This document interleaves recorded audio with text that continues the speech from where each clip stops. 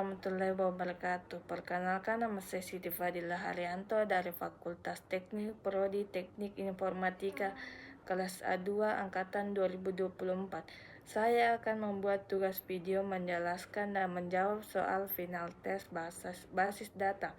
Soalnya yaitu nomor 1, jelaskan definisi dari sinematik model dan berikan contoh gambarnya.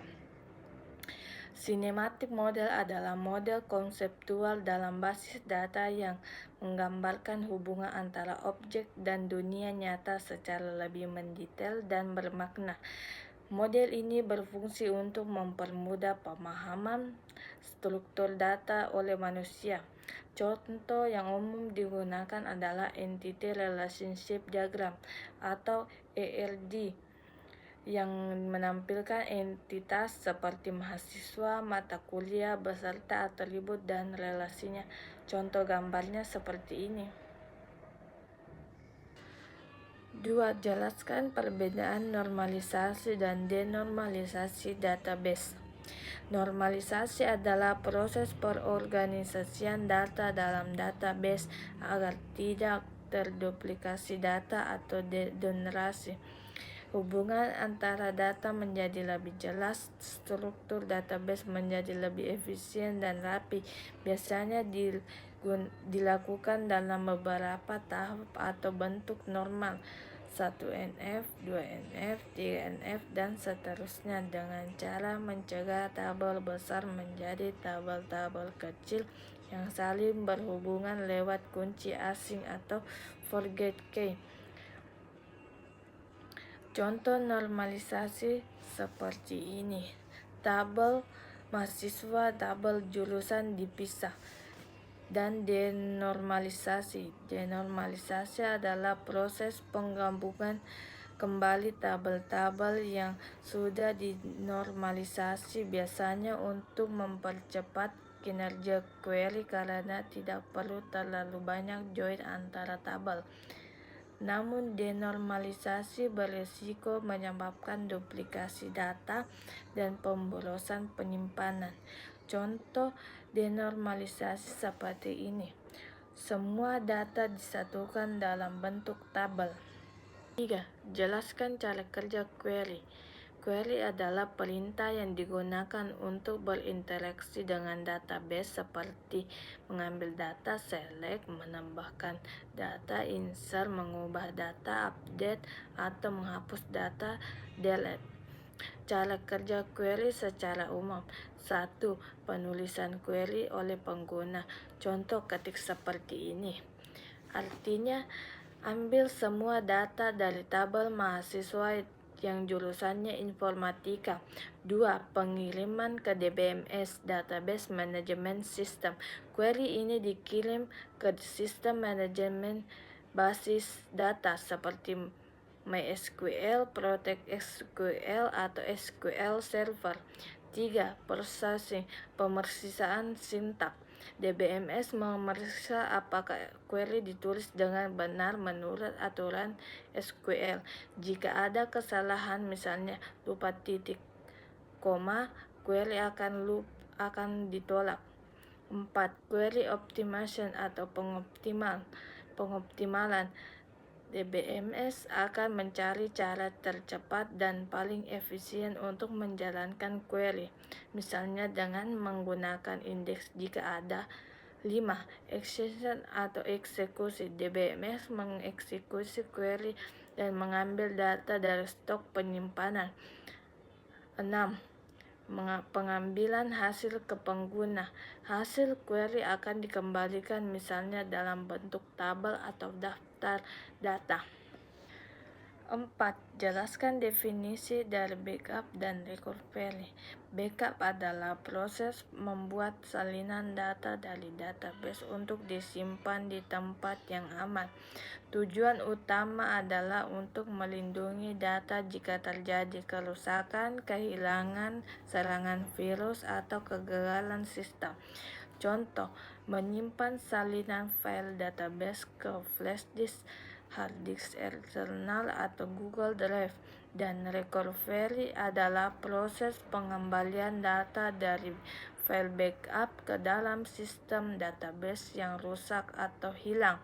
Contoh, jika database utama rusak karena listrik padam tiba-tiba, kita bisa mengembalikan data dari file backup terakhir agar sistem tetap bisa digunakan. Mengapa backup dan recovery penting? Karena melindungi data penting dari kehilangan, memastikan operasional bisnis atau sistem tetap berjalan, membantu pemulihan cepat setelah gagal sistem. 5. Bagaimana cara menjaga keamanan database? Jelaskan secara singkat. Untuk menjaga keamanan database, berikut langkah-langkah utamanya. 1. Gunakan autentikasi yang kuat. Setiap pengguna harus login, username, dan password yang sama. 2. Beri hak akses sesuai kebutuhan. Jangan beri akses penuh ke semua orang. Misalnya pengguna biasa tidak perlu akses untuk menghapus data. 3. Enskripsi data. Data penting harus diinskripsi baik saat disimpan at rest maupun saat dikirim intrastate. 4. Lakukan backup secara berkala agar data bisa dipulihkan jika terjadi kehilangan atau serangan. 5. Gunakan firewall dan antivirus untuk mencegah serangan dari luar seperti malware atau hacker. 6. Pantau aktivitas dan buat log audit trail. Catat siapa yang mengakses data dan apa mereka lakukan. 7. Update sistem secara rutin. Pastikan sistem database selalu menggunakan versi terbaru agar aman dari celah keamanan.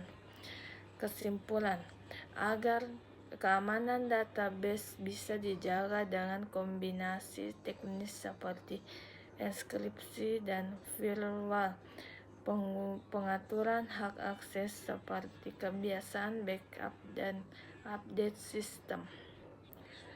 6.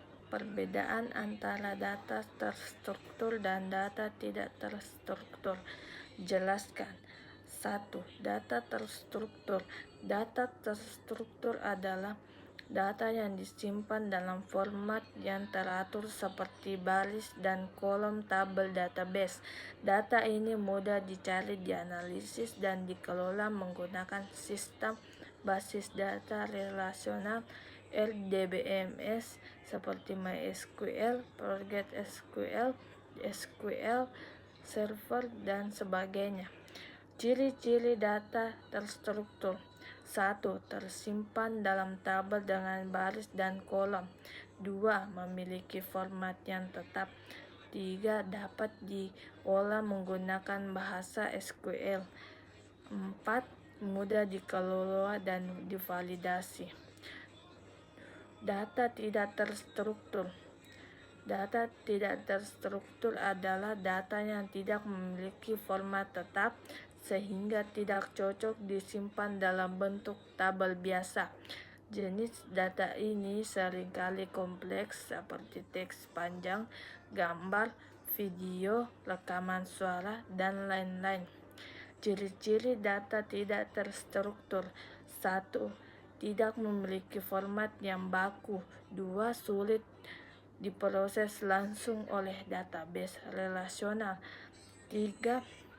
Membutuhkan tools khusus untuk analisis, misalnya NPL untuk teks, AI untuk gambar dan video. Contoh, 1. Gambar dan foto JPG atau PNG. 2. Video MP4 atau movie. 3. File dokumen bebas seperti PDF, Word. 5. Chat WhatsApp atau komentar di media sosial. Data terstruktur terorganisasi, mudah dicari dan dianalisis, cocok untuk database tradisional. Data tidak terstruktur, tidak beraturan, sulit dikelola secara langsung, tapi menyimpan banyak informasi penting terutama era media sosial dan big data. Nomor 7. Sebutkan aplikasi basis data yang sering digunakan oleh mahasiswa. Apa alasan dan keunggulannya? Mahasiswa khususnya di bidang IT, sistem informasi dan teknik informatika sering menggunakan berbagai jenis aplikasi basis data untuk keperluan tugas, penelitian atau proyek. Berikut ini adalah aplikasi basis data yang paling sering digunakan lengkap dengan alasan keunggulannya. 1. MySQL. Alasan digunakan: gratis dan open source. Banyak tutorial tersedia mendukung berbagai bahasa pemrograman seperti PHP, Java, dan Python. Keunggulan: stabil dan cepat, compatible dengan banyak platform Windows, Linux, Mac. Digunakan oleh banyak perusahaan besar seperti Facebook dan WordPress. Cocok untuk tugas akhir, sistem informasi akademik, e-commerce, dan lain-lain. 2. SQLite. Alasan digunakan: ringan dan tidak perlu diinstal sebagai server terpisah. Cocok untuk aplikasi kecil dan mobil, misalnya Android. Keunggulan: portable, cukup satu file database DB. Performa cepat untuk aplikasi lokal, tidak membutuhkan konfigurasi rumit. Cocok untuk proyek aplikasi mobil, skripsi berbasis Android, prototipe aplikasi. 3. Protect SQL. Alasan digunakan: open source dengan fitur lengkap, mendukung pemrosesan dan data kompleks. Keunggulan: mendukung transaksi yang kuat atau ACID compliance. Bisa digunakan untuk data spesial atau GIS, mendukung JSON dan XML. Cocok untuk tugas data stake, sistem geografi atau SEG, dan proyek akademi lanjutan. 4. Microsoft Access. Alasan digunakan: terintegrasi dengan Microsoft Office antara muka gratis memudahkan mahasiswa non-IT. Keunggulan: mudah digunakan tanpa coding, cocok untuk membuat aplikasi kecil dan laporan. Cocok untuk mahasiswa administrasi ekonomi atau yang baru belajar database. 5. MongoDB NoSQL. Alasan digunakan: populer untuk aplikasi modern dan big data. Struktur fleksibel tanpa tabel tetap. Keunggulan: mendukung data tidak terstruktur, dokumen JSON. Cocok untuk aplikasi real time dan skala besar. Cocok untuk mahasiswa yang mengembangkan aplikasi web modern seperti Node.js. Terima kasih sudah menonton. Allahumma fil wal tarik. Wassalamualaikum warahmatullahi wabarakatuh.